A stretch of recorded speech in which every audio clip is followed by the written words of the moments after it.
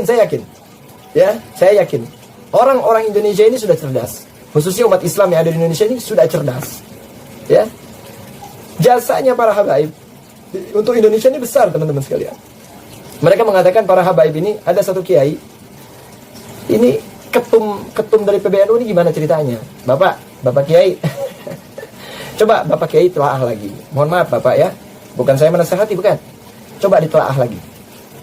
Ya, ditelaah lagi coba.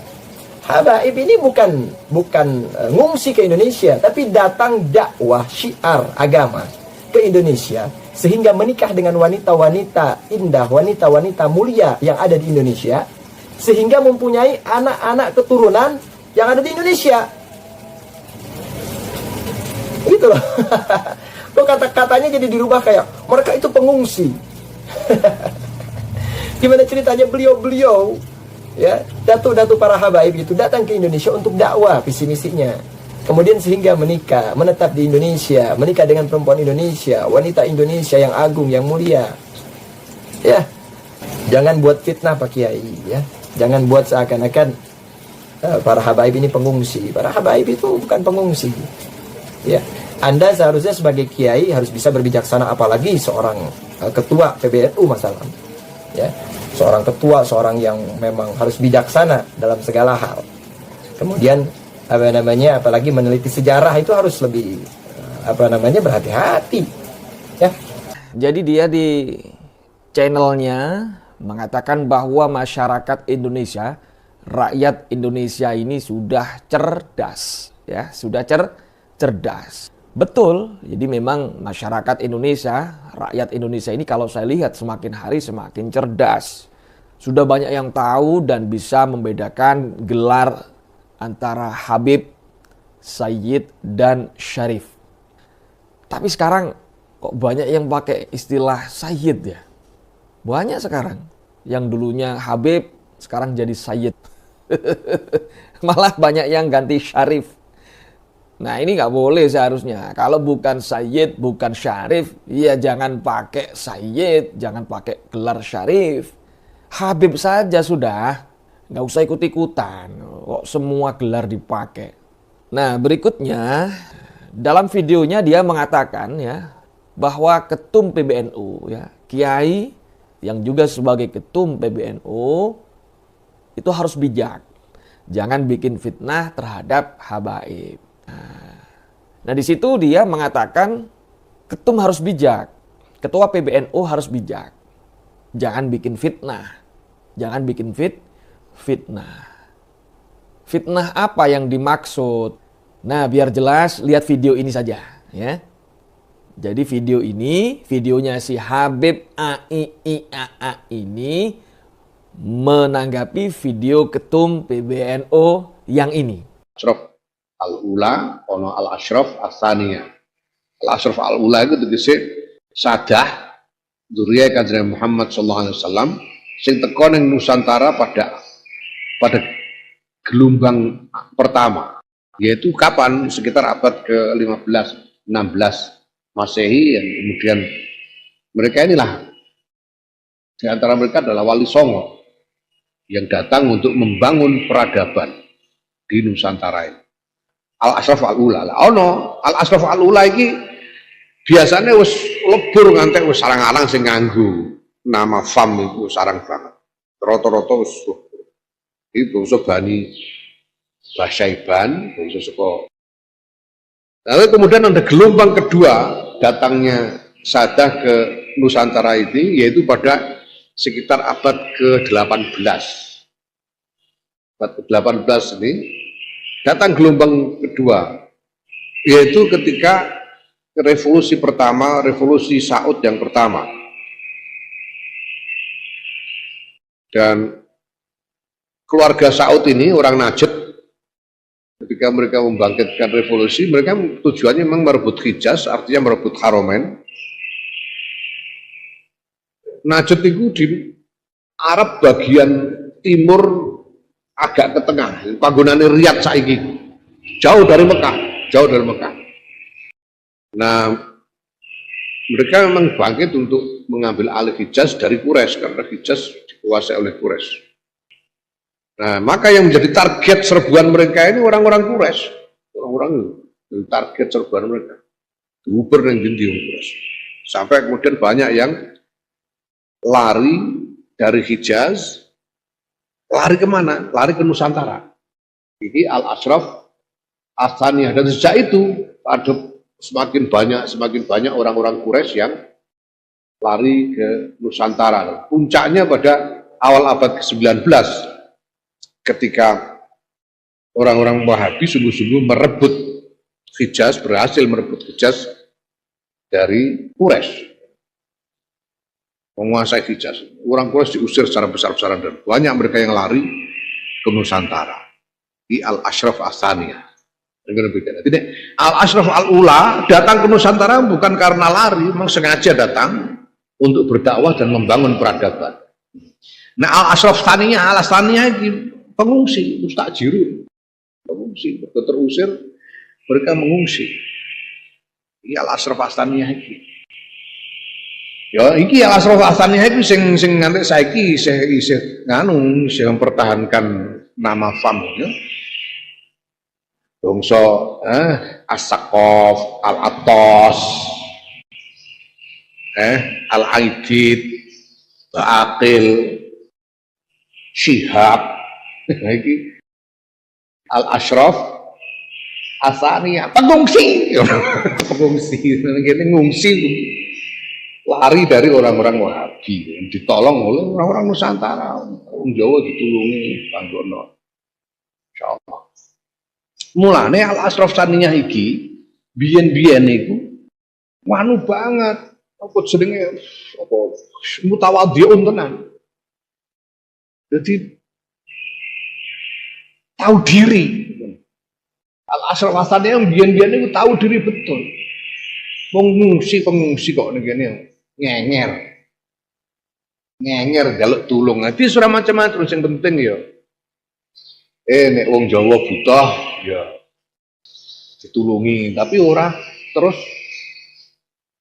apa jenenge? Ora terus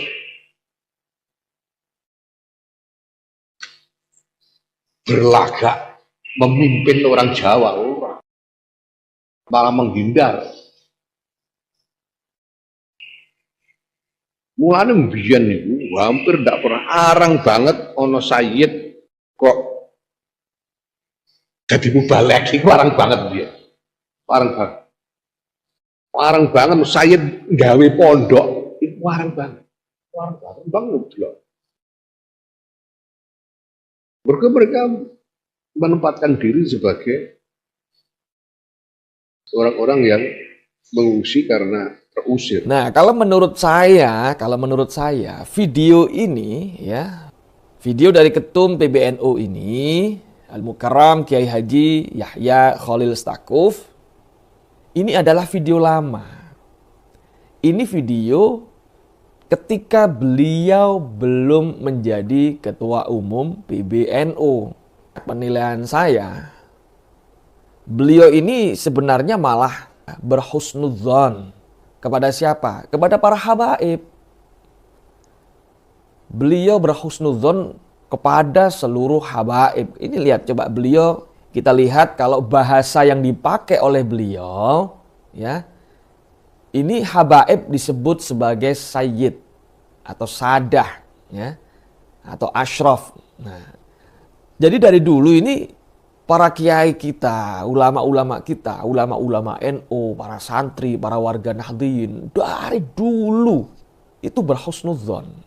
Ya namanya husnudzon itu ya berprasangka baik. Kepada siapa? Ya kepada para habaib.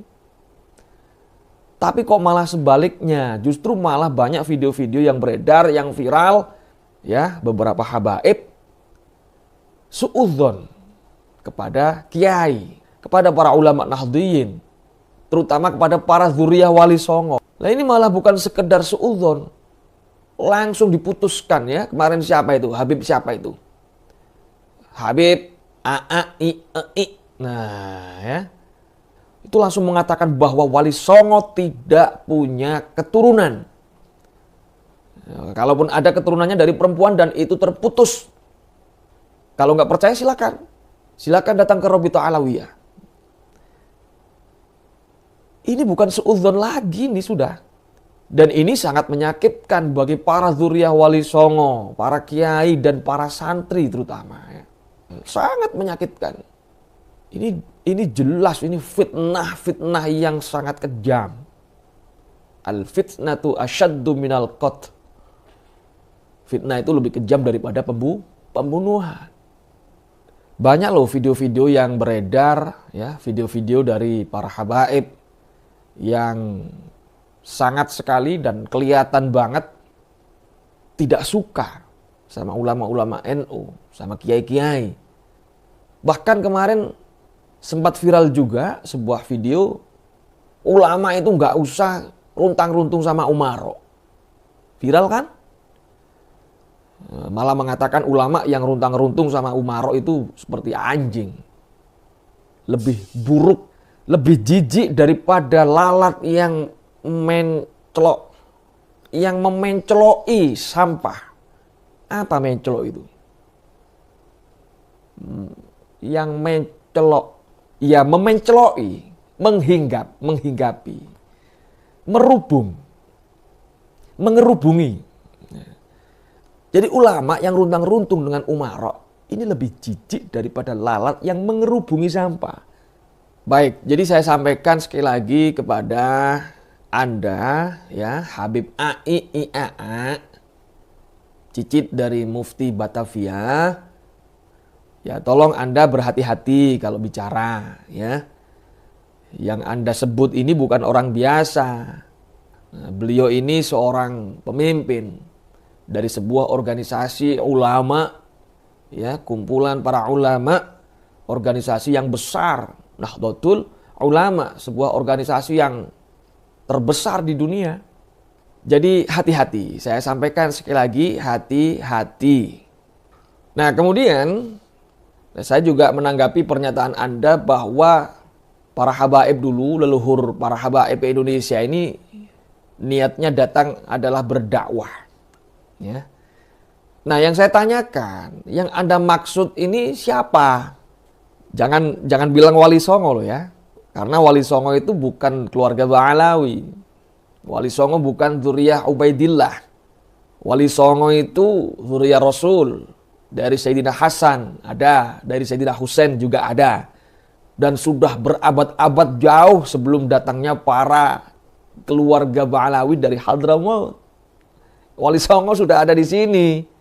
Zuriyahnya sudah banyak di sini di Indonesia. Kesultanan-kesultanan yang ada di Nusantara itu, nah, ya kan? Kesultanan Palembang, Kesultanan Cirebon, Banten. Banyak kerajaan-kerajaan Islam yang ada di seluruh Nusantara. Belum para kiainya, para ulamanya, para santrinya. Itu banyak yang zuriyah Wali Songo. Dan Islam sudah sangat berkembang pesat di Nusantara. Mungkin saya bisa mengatakan hanya melanjutkan perjuangan dari Wali Songo. Nah, Wali Songo ini bukan golongan habaib. Wali Songo ini sayyid, golongan sada, golongan ashraf, golongan syarif. Gak ada Wali Songo yang dipanggil Habib, itu gak ada. Anda jangan suka ngeklaim dong. Dikit-dikit diklaim ini milik, ini Habib, ini keluarga Ba'alawi. Jangan diklaim. Sukanya ngeklaim doang.